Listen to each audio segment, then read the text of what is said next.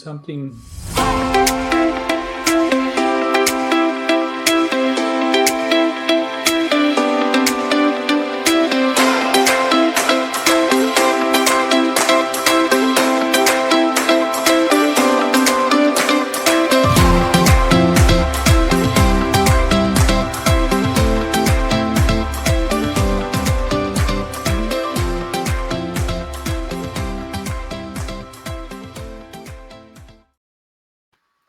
Well, welcome to today's Dr. Dan Fouts Show. I'm Tamara Fouts, and we've got a pretty exciting show today with a special guest coming. I just want to remind you the show airs every Thursday at 5 p.m. Eastern Time, and you can catch it in the different podcasts as well as for the replays. And also, our website is longevityed.com, so if you want more information, anything about if we do share about different products or resources, that's where you would go. And also, we have the previous recordings of the different podcasts as well at longevityed.com. So I'm going to bring on our special guest today, and Dr. Fouts, you are going to then, well, actually, I'm going to start because he's going to tell more, but I just want to welcome Zully JF Alvarado, Causes for Change International, very dear friend of mine, met way back in Chicago in early 2000. And it's been an amazing journey with what she has to bring. So, Dan, I'm going to let you say a little bit more about that journey because I know you were a part of it. And we'll get to. Well, that certainly was interesting. And welcome, everyone. And welcome, Zully. Thanks for being on with us. Causes for change is an understatement. When you talk about change, you are not kidding. Change is amazing in the lives of so many different people that we've had the opportunity to just a little bit be with you and seeing what all goes on and that sort of thing. I have to admit, amazed that all the things that you do, and you don't let little things like parts not working exactly as good as they should interfere too much at all. So it was certainly been a pleasure meeting you from way back then, and a privilege to have known you for that long and still being great friends. And even though you're an hour away, super to have you in Florida now. Yes, well, thank you so much. It's really a great pleasure to be here with both of you in the same space. Although it's virtual, but still, it's wonderful to be able to connect. And I feel very, very fortunate to have met both of you. I met Tamara first, and then years later, you, and wonderful couple. It's the professionals, but it's personal friends as well. Yes, so fortunate that you accepted, both of you, starting with Tamara, my invitation to join me on one of those great missions to start with, going to South America, to Ecuador in particular. So thank you, Tamara. Yeah. Well, I think I'm looking back on when I first got introduced to you, was working with a company that had a new, I guess, a giving model with some of the nutrition that they were making available to children who had disabilities or health issues. And my business partner at that time is when we started our Longevity Ed education company. And she was a pharmacist, but also from the Chicago area, and mentioned about you, this amazing lady she'd met in, I think it was a landmark class, and what you were doing in a nonprofit that you were starting through that journey. We'd love to hear about that. And then we want to hear a little bit about what brought you to Chicago in the first place and why South America's. Sure, I'd love to share. Well, starting with Causes for Change, as you said, I met in the early years. We started after I just felt that I had fulfilled all my dreams, had accomplished all my dreams, I thought. And I had was in a particular period of my life that had given another chance at life, shall we say. And when you are given another chance at life, you begin to ask the question, what's next for me? What can I do for humanity? What can I do for others now that I've experienced all that I've ever possibly could have wanted? And that's where causes had its beginnings for me. I have wanted to somehow to connect my birth country, which is Ecuador, to my adopted country, which I said the United States. And I wanted to sort of create a sort of a bridge for my two families, for my families, my friends. And I always said, if you're really a good friend of mine, no, it's important that you really know my roots, know where I came from. It's not this life over here of what I say considered luxury or wealth in the United States. I came from a village. I came to the United States, for the Chicagoland area, as a child brought by a missionary priest because I acquired polio as a young child. And that caused me to be separated from my parents, my biological parents. And that was the beginning. So in meeting you, that was my purpose in creating my nonprofit, creating that bridge to unite my families to see where this and what could we possibly do. I was so fortunate to have received healthcare, medical care in the US. And now, but one of the fortunate and unfortunate experiences was that I had to leave my family, my country, to receive this benefit, be a recipient of this great fortune. And I didn't want another child to experience that kind of trauma that impacts one for the rest of their lives. And that was really my mindset at that time. I can't say that that's my mindset throughout at this time, but it was the beginning of Causes for Change. Wow. It was kind of neat to hear little bits of that story. And my daughter was 15 at the time, and you were planning a mission trip. And I've never been on one. Actually, it was my first mission trip. So that was the journey in itself, getting ready to go and watching, experiencing that and seeing what all went into it. There was a lot of donations made. I believe lots of toys, a lot of dental, because dental was a big part. We brought dentists. And my daughter, I loved it. She was learning Spanish. And so for her, one of the villages we were working, it was so fun to watch how the young kids adopted to her. Everybody was getting this amazing care from the whole team in many directions. And then she would just kind of take the kids who had nothing to do with it, just kind of gathered them. I always looked like the Pied Piper. Yeah. But you had such an impact, and this mission trip had such an impact that my daughter went on and became a nurse. And that is her career path today. And she has such a big heart. So that was really cool to be a part of that journey. I didn't know Dan yet then, because that was before we got married. So yeah. I think about the third or fourth mission. I think that you were on that. That was about the fourth mission probably that I created at that time. So you mentioned Michelle, your daughter, being a nurse. And for me, I think she was around 15 at the time. 15. Mm-hmm.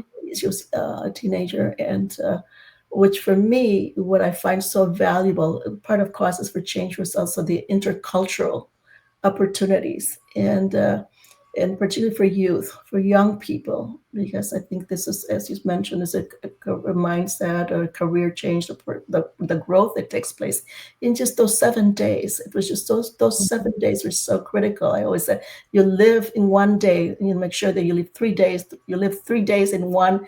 You work 3 days hard, and you work in 1 day, and you play hard in 1 day. 3 days in one. So you squeeze 3 days and 3 evenings in 1 day, and that's the momentum that we carry throughout on any travel mission. And I think that's it's tiring, but the transformations in our own lives and those that we leave behind. It's amazing what happens for those that we leave behind. And you mentioned the company that we were with at the time.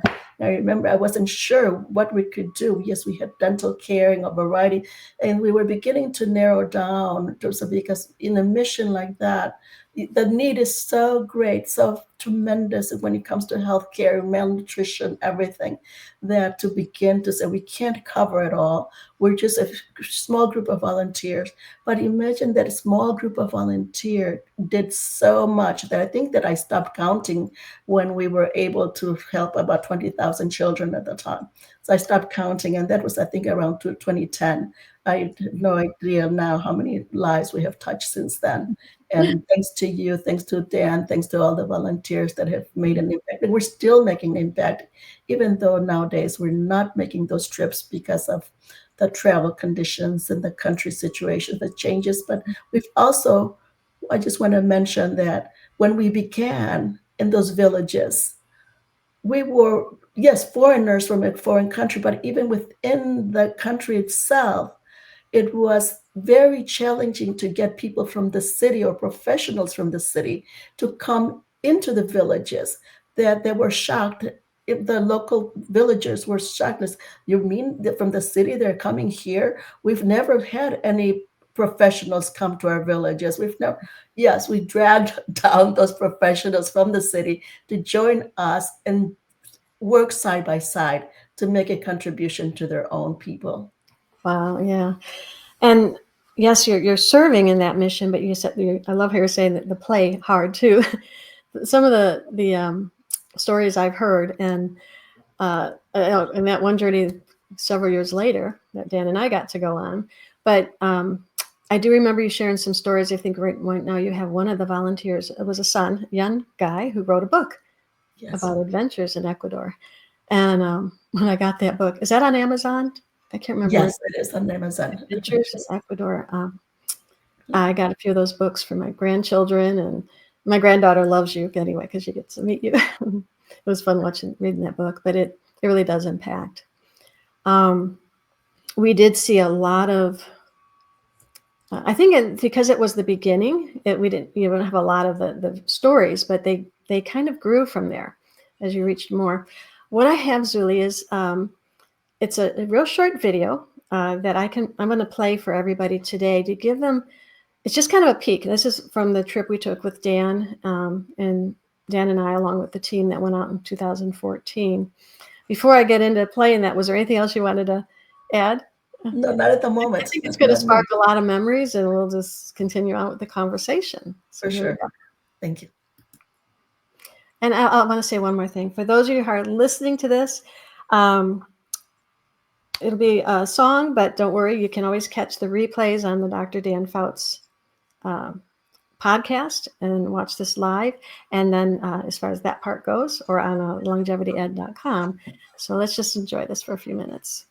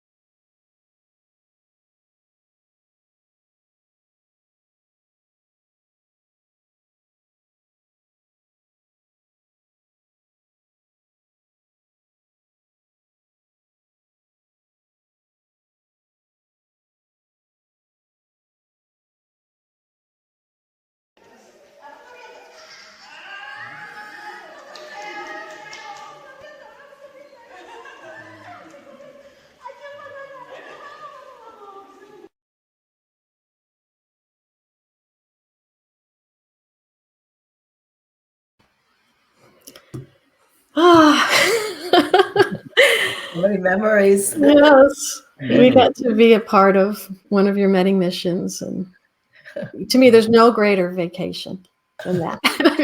You think that was even just a tiny piece of what we worked with there. Sometimes I wonder how we accomplish so much in so little time. And as you mentioned, beforehand, collecting all the donations. One of the things is that Causes for Change is 100% volunteer.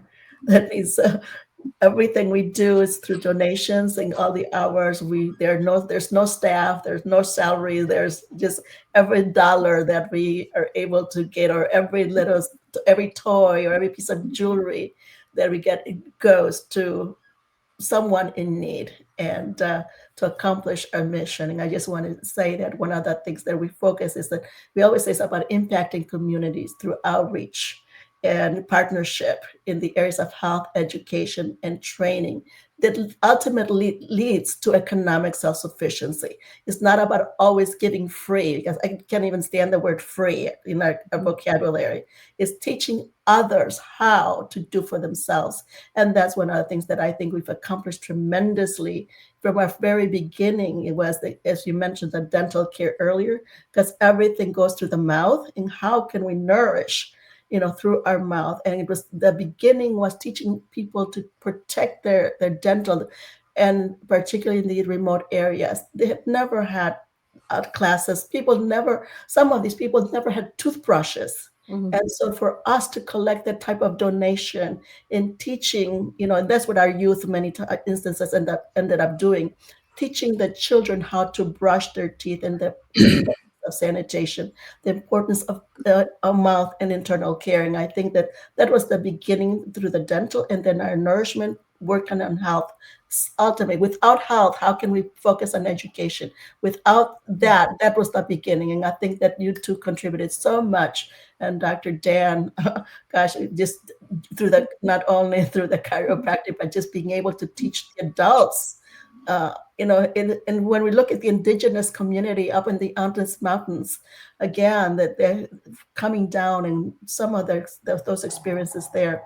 Now, before we turn it over to you, I should say, I want to mention that, yes, we've mentioned a lot about Ecuador, but our mission was not only focused on Ecuador. We done a lot in Central America, in Panama, Mexico, Costa Rica. Those are the countries, but also a lot here in the United States of America. Considering we are a so-called wealthy country, there are areas and people that have so much in need, and our mission here is very different. For me, has always been focused on disability, and how can we get people to change their mindset, to view people with disabilities in a new way, in a different way, as being very capable in contributing to society, contributing members to society. And I think that's one of the things we forget. We see people that are quadriplegic, paraplegic, or whatever label we want to give them, but we're all very capable. Yes, I am the woman that you see in the video in the wheelchair, who's used as a wheelchair. And so that's how I get around. So I just want to mention that for the viewing audience and those that are probably listening. Yes, I do use a wheelchair. It's my legs, as my instrument for mobility. Awesome. Yeah. Actually reminded me, I did go on one of those trips to Costa Rica. Yeah.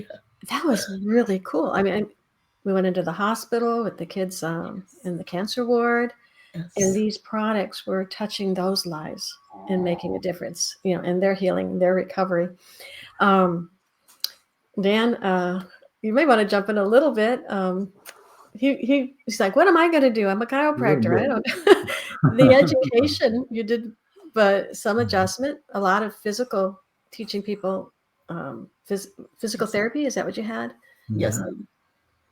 And then one of the interesting things, and for you that are hearing our voices at the moment, and that's all, shortly you'll be able to get onto Spotify and Rumble and a whole bunch of different venues where they have the video as well.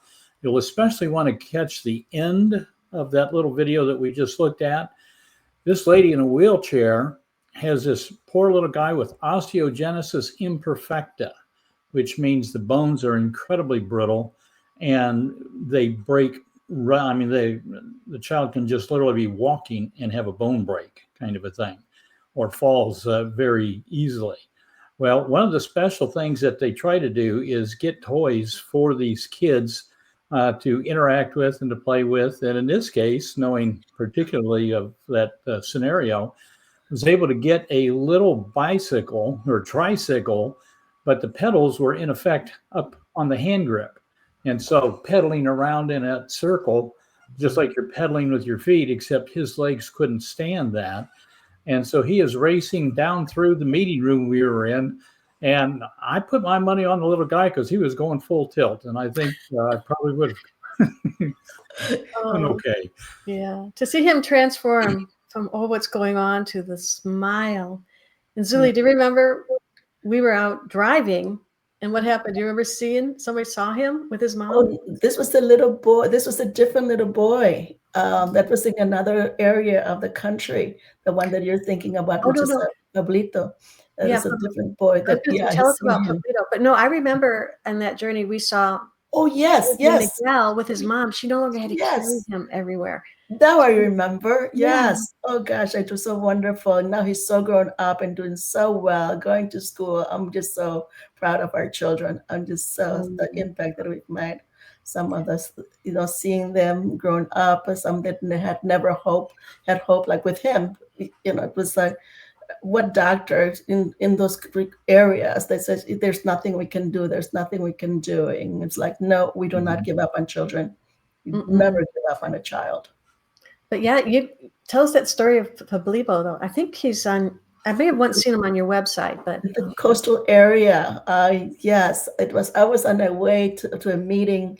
I had been invited by a mayor of a different town, and it was mid-afternoon, around 2:00. The beating sun was just so intense, and I see this little boy walking on his hands, and so another little boy carrying what appeared to be a plastic toy, and just like, what is the little boy? Why is he crawling like that? And they're realizing that he had no legs, and that's how he was able to manage, his life. And just immediately asked the driver to turn around, and I inquired and asked this little boy where he was going, where he lived, and my commitment was, we got to do something for this little boy. And how can he walk in the spitting sun and no legs? And he at least either wheelchair or something? That we were so successful. We got everybody immediately when we returned involved. We were able, after speaking, of course, getting his permission. So I always got to respect the child's point of view. We as adults may want to change a child, but it's not about to us. It's about the child, whether the child wants something for his life, and the same thing of getting approval with the parents. And the parents approved that, whatever we could do, that if the child wanted to walk, wanted to have the experience of walking. So it wasn't just about getting a wheelchair for him. It was more about get him some legs. And we got the University of Illinois. We got so many people engaged at phone contacts. And the next trip that we were able to actually, and then of course working with the Ecuadorian organizations there as well to get partnership. And we were able to get some legs made for him. And our next visit, we got fitted, and we were able to get him therapy, and was able to walk using actually prosthetic legs. And of course, we also got him the trike, a bike, a hand trike, so that he had all kinds of mobility equipment that he could function and really produce and go on to school and lead us a quality of life that we thought he benefited from. And so it was a great, amazing how everything came together for all of us. Wow. One of the other areas that we visited where the kids with the Down syndrome were. Yes. And it was amazing. It seems like there's about 106 or so children with the parents in one school that we got to visit, and they'd been on that Phyto blend, as you will see, powder with different nutrients and stuff in it that really helps support the body, giving it what it requires to do all the good stuff it's trying to do. It just doesn't always have the right raw material tools to do it with. And I remember the parents being really excited about the how much more healthy and energetic the kids were. I mean, Down syndrome kids are just wonderful children to begin with, attitude-wise, but they were able to do even more than that. We went into another facility, didn't have nearly as many kids, thank goodness, but where they had all kinds of, my mind just went blank. I had the word and then cerebral palsy. Yeah. Yeah. Really severe, different kind of things. And just watching how excited they were that somebody was visiting, that somebody was bringing them something. Most of them were bound to a bed, or not bound, but I mean, they couldn't get up and move around at all, kind of a thing. And almost, you just can't imagine how much was appreciated by those kids by being able to give them those kinds of things. And they're just time after time, and especially from my perspective, you're looking at all of these kids with so much potential, and something as simple as a small contribution from the United States, thank goodness. And it was one of those things where how blessed we were to be able to hand it over and allow the kids to have a different quality of life than they would have had otherwise. But just so many different aspects of it, not to mention the bullfights. Yeah. That was the miracle powder. Remember, that was it was called the miracle powder because they were able to get results so quickly. It was children that, like you said, that weren't thriving before. Suddenly they got nourishment, and that was the miracle powder that everyone wanted. Yeah. In fact, right up to the mayors. I wanted to be, because I saw it in that video, and we had taken this cramped little bus from, I think, one place to just the smiles on the volunteers and the families. And then he was like, sent me out to the bus, find that bag. It's this little special bag. And I'm like, what bag? You gave it in my charge. And I'm like, oh, I didn't know what I did with it. I'm hunting through the bus, and it was full packed bus, even with us out of it. I finally found it, and we got it to you. And in that picture of you petting the jewelry is like, tell us your thought. I mean, it was more than just the kids, though. I mean, what you brought in those to those ladies. I was thinking about, we always think about the children, but with the children, the parents, we gotta acknowledge them somehow. And I always like to collect old jewelry, people, not necessarily that's in good condition, of course.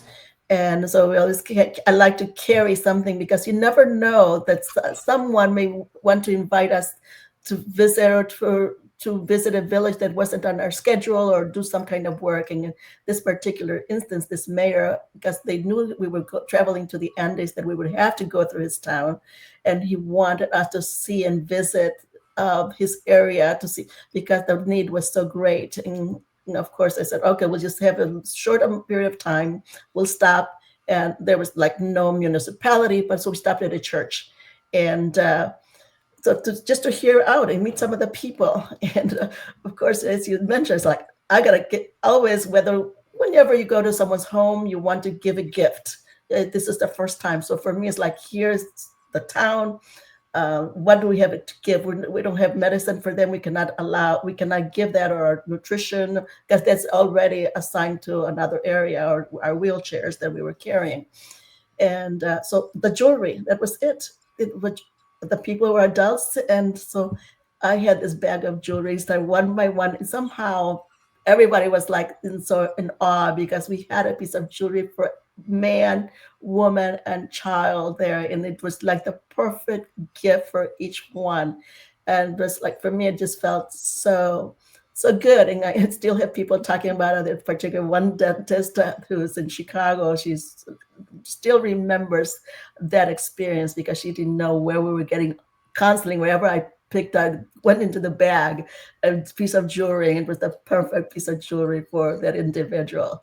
It was great. I just love that. I just feel like that we should always think of the adults, because especially in those areas, because we always think of, they struggle so much to feed their child, to feed their family, that all their not pennies, but their centavos or sucres all goes to feed the family. So rarely do they have enough to treat themselves to a piece of jewelry, a piece of clothing like that. So, so I always told my volunteers, it's like, if you're wearing a nice pair of jewelry or whatever jewelry, whatever shoes you're wearing, remember, you're going to leave it behind. So be ready to come home only with what you're wearing. And whatever you're wearing is probably that you bought there. So forget bringing anything back with you. That's what it felt like. Yeah. When I look at my pictures, I'm like, I'm wearing the same thing almost, 3 pieces. So I made it last. But that, that was just so amazing. And I think we did give a couple wheelchairs that day. It wasn't many, but I remember they waited hours for that. Right. And but it did make an impact. Yes. That was, we do have, I know we've got a bit more to go here. I do have some slides from the 2014. Tamara? Yes. Let me bounce in just for a moment here. One of the things that I remember in driving around, particularly once we got to the bigger towns and the cities, was Zully was in the wheelchair, and so we were navigating around, but they don't exactly have people there that keep track of the sidewalks or a whole lot of things. That was perfect, the one we're looking at right at the minute, but there's a whole bunch of broken up things. And even if you had the wheelchair, trying to navigate up and down the curbs, and there are 2-3 steps sometimes, it was just incredibly amazing what I saw Zully doing. But at the same time, the doctor side of the equation is looking out at, no wonder people want to come to the United States. I mean, why God blessed us to be born there, I have no idea. But when you get to travel around, I've been in 13 different countries, and you see what everyday life is like there versus, I mean, we couldn't even imagine that that's the way it was. At least, it was amazing to me. And yet the people are not upset about everything all the time. I mean, they're not, oh, poor as me kind of a routine. But one of the neat things that Zully did with the foundation down there too was going in and giving grief to the inspectors and all the other people to try to improve the facilities so that they were much more user friendly for someone that was in a wheelchair or a walker or those kind of things. So kudos to you for that as well. Thank you. That you can remind me that one year our particular mission was actually, I put together a team of architects, lawyers, and advocates on disability and specialists in rehabilitation to put together a conference in one of our major cities, Guayaquil. And we did training, and following up to that, Ecuador passed the 2012, what we refer here in the United States to Americans with Disabilities Act. Actually, Ecuador passed a law for disability to ensure that accessibility for all in Ecuador. So I was very, very proud of that we've constantly going and bringing up this accessibility issues to wherever we went, and just raising awareness. And it comes back to what we say, it starts with one. It doesn't matter what that one is. It just starts with one. Just like with cause, it started with me, but we got everybody involved. And now we have volunteers there. We have professionals there that are people that even from the US considered retiring there. And so they're my eyes and ears now, that it doesn't require me or anyone to go and travel as frequently or to hold the missions as we did before. Now we've had another year, we had a team of 20 come to the US to really look at when we talk about accessibility and infrastructure, that we were talking about, so they could go back and advocate within their own municipalities and within own their cities. The same thing with the universities. We were able to start a physical therapy department in one of the universities there, a social work program for, so we had to think about the future generations or the future professionals. So it's not, I always tell the people there, do not depend on the international volunteers. Do not depend on the outsiders to come in to change your country. You got to do it for yourself, and you got to think always ahead for the next generation. And so I think that we were able to make a tremendous impact. Wow, I would absolutely. agree. Yeah. It's well, let's just kind of run through a few slides because it's showing some of that was education there too, just a quick little bit, and then maybe we'll transition a little bit of what's going now, kind of what you're doing now. Wow. But this, my kids love their Papa Dan, and it was no different when we saw these little children. They just kind of gravitate to him. I'm not even sure where this one was. But, looks like Kanyar or LIC. Either, yeah, that's Kanyar. Yeah. And this, just working. Yeah, maybe you can might recognize some of the slides, but yeah, I think these are the nutritional that we were just again talking to some of the parents to be able to, just learning more about them, because again, the country itself is divided into 3 different regions. In the coastal area, the culture is very different. This is more into the Andes, and so of course, learning about their nutritional components, about what their needs are, looking even how they're dressed. Their features are very different than those in the coastal area. If you look at me there, sitting with the child with the pink there, I look very different than the indigenous women in the photograph. And yes, this was I think we went to a school. Yes, this is how they distribute the Phyto Blend, our miracle powder. To be able to get the children to be to actually put it and mix it, and so at this school, when they arrive, they will be giving the powder. So that's how we were able to monitor to make sure that the children received the nutrients that this received, and we were able to note what the impact of the results. So we kept records. So our local volunteers there will make sure that in the school would provide us the information that we wanted. It's kind of interesting. I know, and again, when you get a chance, if you're not seeing the slides, but these children here drinking their special drink, what I have noticed with young kids, sometimes they don't like the taste of something, but once they start feeling how it feels, the body just wants it. And I've seen that with young children we've worked with here, and through that Mana Relief type program, even my own kids, they notice it. So that was. And I think there's always great stories. We probably don't have time to go through. We don't have time to go through them all, but it's kind of the big powder there. I just want to say that Tamara and Dr. Dan, for me, it was very important that I had to experience the product as well. As a wheelchair user, as someone that has dealt with health issues throughout my life, I too was a recipient. I used many of the products that you speak of. And I noticed what difference that it made in my life. I think when we met, as I mentioned earlier, I had just recovered from really being on my deathbed, and I had been searching for a way. How can I alleviate the chronic pain that I had been experiencing, the respiratory issues that I was having? Ending up in the hospitals almost 6 times a year because of respiratory issues and not able to control it. And now I say my life is so different. I don't stop. I think I've an experimental basis that I did stop once, and that was a learning experience for me. Like I immediately felt what the results would be if I stopped.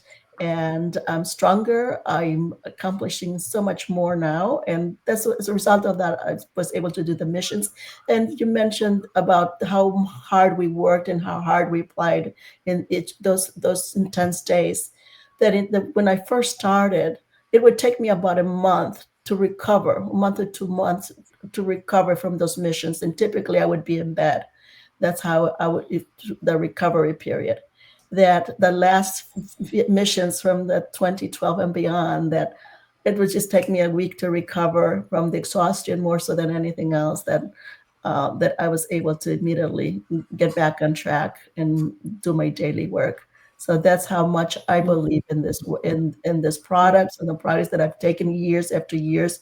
And Dr. Dan helped me tremendously get on a routine, so I know what to take and what's missing if I stop.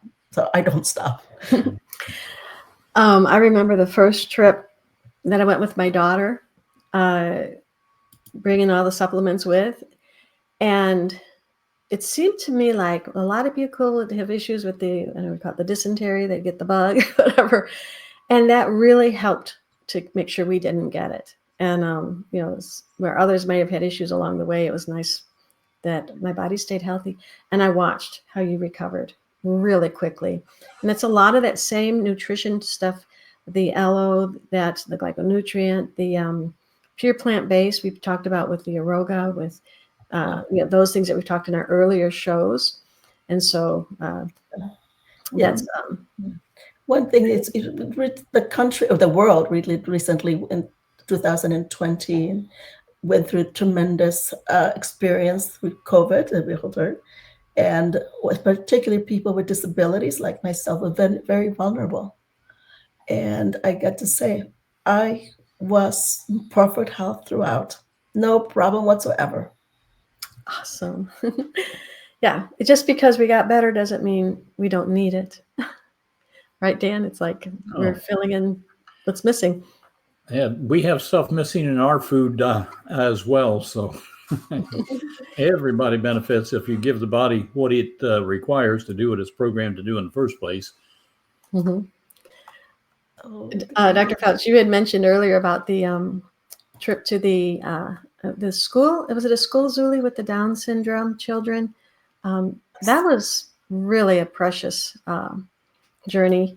I just again, Papa Dan, my little's coming up. And this was really neat because you mentioned education, Zully. And that was the thing in the video we saw, teaching the families, teaching, so that it stays there. And then here he's teaching is he the teachers, or who is this? Yes, the educators, the therapists.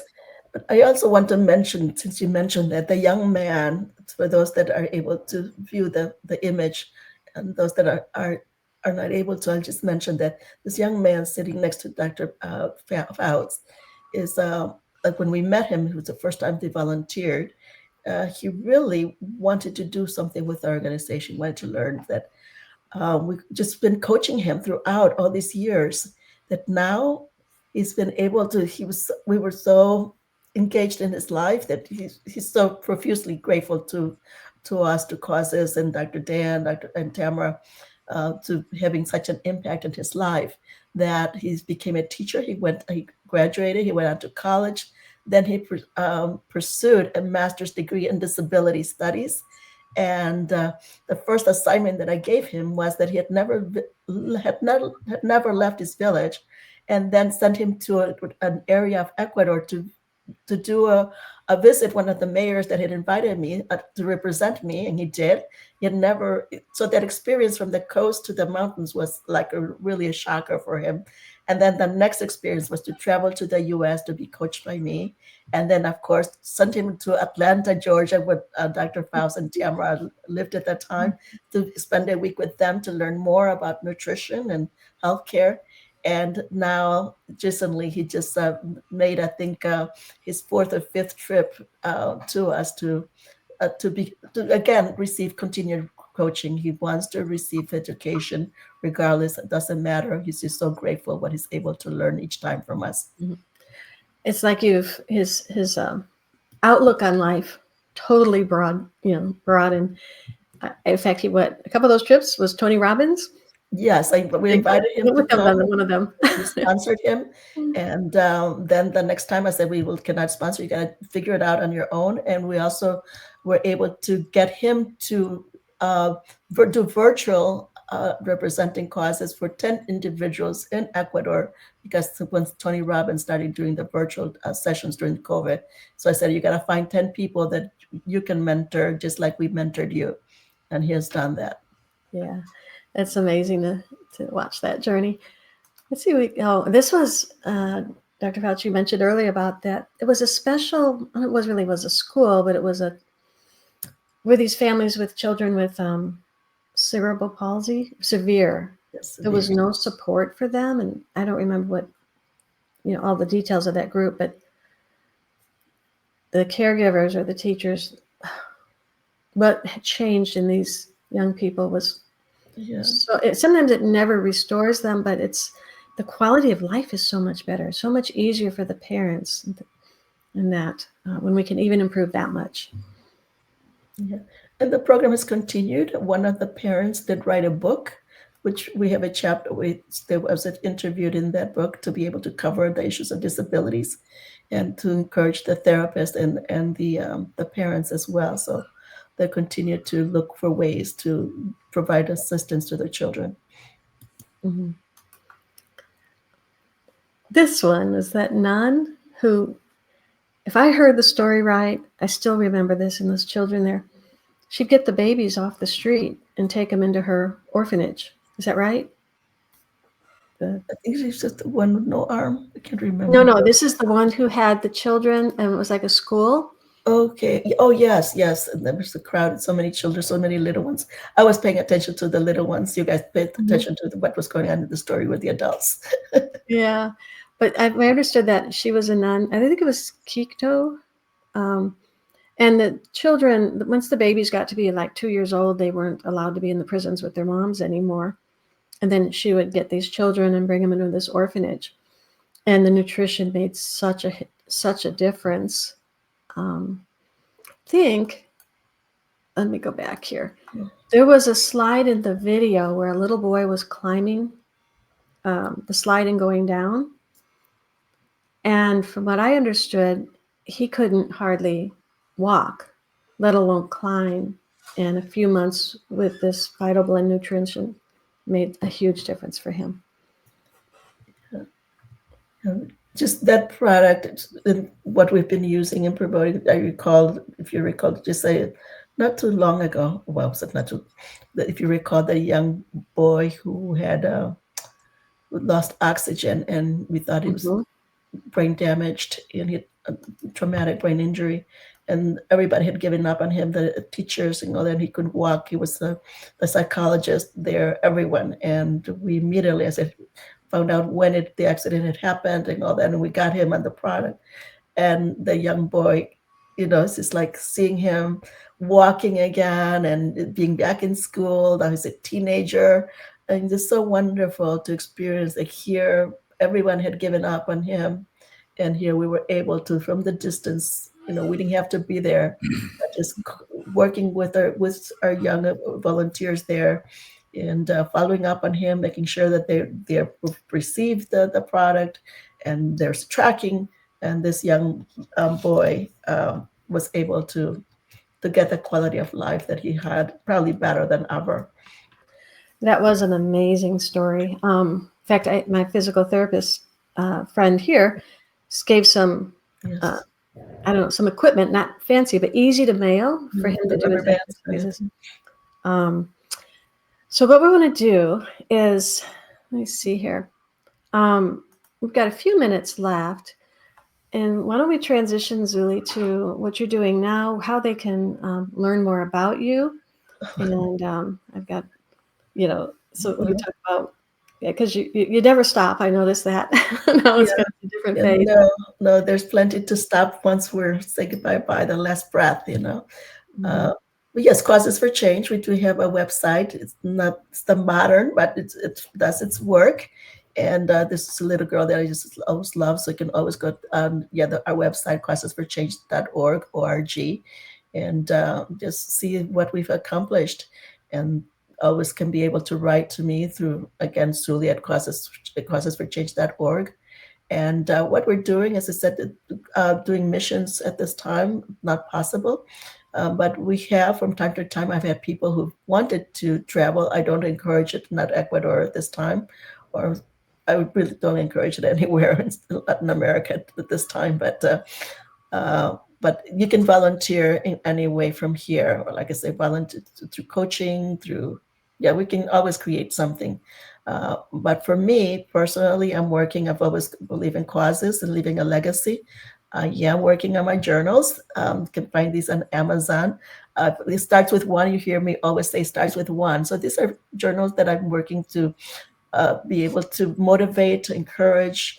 Here you see another one, From Where I Sit, anything and everything is possible. Again, one of the things that I see missing in the marketplace is the material or supplies or books that really talk about disability in a positive light. We always talk about disability in the matter of illness or something's wrong or something to be fixed. And for me, it's like, where can we speak about pride, honor, respect when it comes to disability? So having this book, a journal, From Where I Sit, anything and everything is possible, with a dancer in a wheelchair, says a lot for me. And someone recently told me, so you should have this sculptor do this and put it in the park where you created that garden in Indiana. And so that's this a thought. But so that's another one. And of course, the Golden Era, The Power of Four. These are things that speak loudly to me. So these journals are more like encouraging affirmations, things to think about. And I am writing a children's book that, again, speaks about disability. And I pray that it's already written, just working on the illustrations. And I intend to get that out as soon as possible. And that can be found. I'm creating a YouTube, so you can always find me on YouTube and Facebook, LinkedIn, anywhere. Just look for my name or Causes for Change, Zully JF Alvarado. I will be there, and just find me. We'll create something. Believe me, we'll create something. We'll put you to work. Yeah, her Facebook page is pretty amazing. So yeah, take a screenshot if you're watching this and save that. causesforchange.org. See some more of that. So I just want to mention, Tamara, there's a picture here with me wearing a hat, and I saw this little girl. We were leaving one of the areas that is work at an island, I think it was, that we had just got off a canoe, and I had a bag, and I had kept a couple of toys, because I always say you never know, there's a child somewhere that may need some uplifting. And sure enough, as we were walking, I saw this little girl looking out the window, and I called her over to come to meet me on the road. And she came down, and I pulled out this little doll from my magic bag. And my magic bag pulled out this beautiful little doll, and she's smiling from ear to ear. She's so precious. I just loved what a little toy or a piece of jewelry or a toothbrush could do for someone's life. Wow. Well, thank you so much for sharing. I'd love to have you back again, because we were at your birthday dinner a few weeks ago, or last week, and I'm going, we just started reminiscing. Like, we got so much to talk about, and so much ahead of us. So I want to thank you for joining us, Zully, and anybody else who is interested in learning more about Longevity Ed. It's the website, longevityed.com.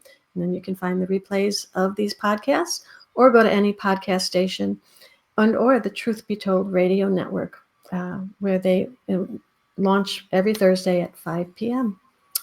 Thank you so much to both of you. Thank you. Bye-bye. Bye-bye. Bye.